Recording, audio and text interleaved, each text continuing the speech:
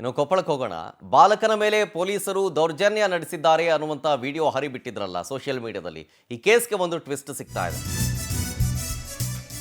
Gangavathi bus ನಿಲ್ದಾಣದಲ್ಲಿ ಈ case ಆಗಿತ್ತು. ನಿಮಗೆಲ್ಲ ನೆನಪಿರಬಹುದು, ಇಲ್ಲಾಂದ್ರೆ ನಿಮ್ಮ ಇನ್ಸ್ಟಾಗ್ರಾಮ್ ಫೇಸ್ಬುಕ್ನಲ್ಲಿ ಆ ವಿಡಿಯೋ ನೋಡಿರಬಹುದು.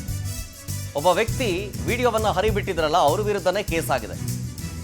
ಅಪ್ರಾಪ್ತ ಬಾಲಕನ ವಿಡಿಯೋ ಮಾಡಿದ್ದ ವ್ಯಕ್ತಿಗೆ ಶಾಕ್. ಈಗ ಸೋಷಿಯಲ್ ಮೀಡಿಯಾದಲ್ಲಿ ಪ್ರಚಾರ ಪಡಿಸಿದ್ದಕ್ಕೆ ಅವ್ರ ಮೇಲೆ ಕೇಸ್ ಆಗಿದೆ.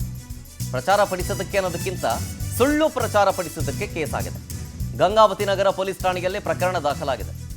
ಪೊಲೀಸರು ದೌರ್ಜನ್ಯ ಮಾಡಿಲ್ಲ ಅಂತ ಹೇಳಿ ಮುಖಂಡರು ಹೇಳಿದ್ದಾರೆ. ದೌರ್ಜನ್ಯ ಆಗಿಲ್ಲ ಅಂತ ಅವರ ಸಮುದಾಯದಿಂದಲೇ ಸ್ಪಷ್ಟನೆ ಸಿಗ್ತಾ ಇದೆ. ಇಲ್ಲ, ಯಾರೋ ಬಂದು ಸೋಷಿಯಲ್ ಮೀಡಿಯಾದಲ್ಲಿ ವಿಡಿಯೋ ಹಾಕಿಬಿಟ್ಟಿದ್ದಾರೆ, ಆ ಹುಡುಗಂಗೆ ಯಾರೂ ಕೂಡ ಕಿರುಕುಳ ಕೊಟ್ಟಿಲ್ಲ, ಪೊಲೀಸರು ದೌರ್ಜನ್ಯ ನಡೆಸಿಲ್ಲ, ಸುಮ್ಮನೆ ಸೋಷಿಯಲ್ ಮೀಡಿಯಾದಲ್ಲಿ ಯಾರೋ ಅವ್ರ ಪ್ರಚಾರಕ್ಕೋಸ್ಕರ ಮಾಡ್ಕೊಂಡಿದ್ದಾರೆ ಅಷ್ಟೇ ಅಂತ. ಆ ಬಾಲಕನಿಗೆ ಶಾಲೆಗೆ ಹೋಗೋದಕ್ಕೆ ಇಷ್ಟ ಇರಲಿಲ್ಲ ಅಂತೆ, ಅದಕ್ಕೆ ಮನೆ ಬಿಟ್ಟು ಬಂದ್ಬಿಟ್ಟಿದ್ದಂತೆ. ಅದಕ್ಕೆ ತಾವರಗೆರೆ ಠಾಣೆಯಲ್ಲಿ ಪೋಷಕರು ಮೌಖಿಕವಾಗಿ ದೂರು ಕೊಟ್ಟಿದ್ರು, ನನ್ನ ಮಗ ಹಿಂಗೆ ಹೋಗ್ಬಿಟ್ಟಿದ್ದಾನೆ ಎಲ್ಲೋ ಅಂತ. ಈಗ ಮುಖಂಡರು ಹೇಳ್ತಾ ಇದ್ದಾರೆ, ಬಾಲಕನ ಮೇಲೆ ಯಾರೂ ಕೂಡ ಹಲ್ಲೆ ಮಾಡಿಲ್ಲ, ಕಿರುಕುಳ ಕೊಟ್ಟಿಲ್ಲ, ಬಾಲಕನ ರಕ್ಷಣೆ ಮಾಡಿ ಮಕ್ಕಳ ಕಲ್ಯಾಣ ಸಮಿತಿಗೆ ಒಪ್ಪಿಸಿದೆ ಕಾಕಿ. ಪೊಲೀಸರ ದೌರ್ಜನ್ಯ ಅಂತೇಳಿ ನಿನ್ನೆ ವಿಡಿಯೋ ವೈರಲ್ ಆಗಿತ್ತಲ್ಲ, ಈ ಬೆನ್ನಲ್ಲೇ ಇದೀಗ ಯಾವ ದೌರ್ಜನ್ಯವೂ ನಡೆದಿಲ್ಲ ಅನ್ನೋ ಮಾಹಿತಿ ಇದೆ.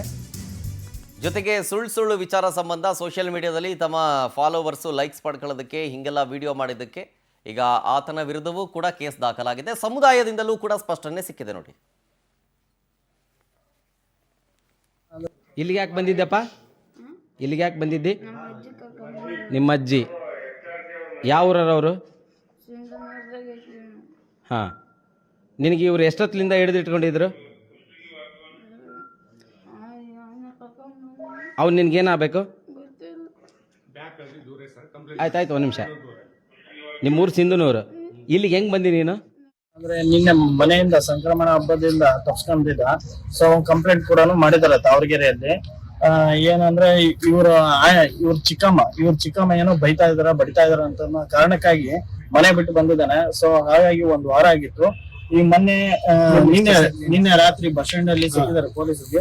112 ಇಂದ ಅವ್ರು ಕರ್ಕೊಂಡ್ ಬಂದಿದ್ದಾರೆ. ಏನೋ ಅಲ್ಲಿ ಒಂದು ಕೆಟ್ಟಗಳಿಗೆ ಆಗಿದೆ. ಸೊ ಅದಕ್ಕಾಗಿ ಈಗ ಇವನಿಗೆ